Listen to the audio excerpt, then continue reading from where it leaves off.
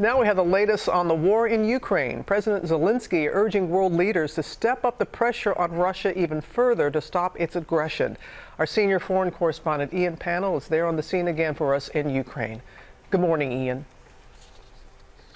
Yeah, good morning, Robin.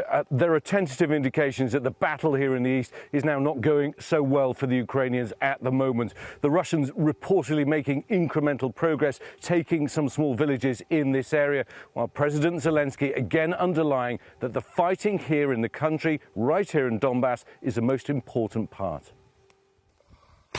This morning, as Ukraine's president sounds the alarm on the dire situation on the front lines here in the east, another blow to the Kremlin as a top Russian diplomat to the United Nations in Geneva resigns in protest, saying, "Never have I been so ashamed of my country," referring to February the 24th, the beginning of the Russian war on Ukraine. Boris Bondarev says the Ministry of Foreign Affairs has been marked with lies and unprofessionalism that's been increasing during his 20 years of service. And now he says he needs to be able to look at himself in the mirror. This as President Zelensky calls for additional military support, as he says Russian forces have 20 times the firepower in the Donbas region.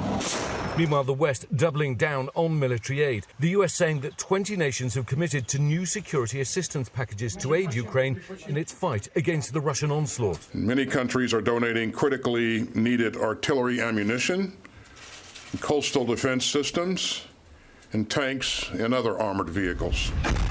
A military chaplain recording these videos, driving through Lyman here in Donbas as shelling goes off around him.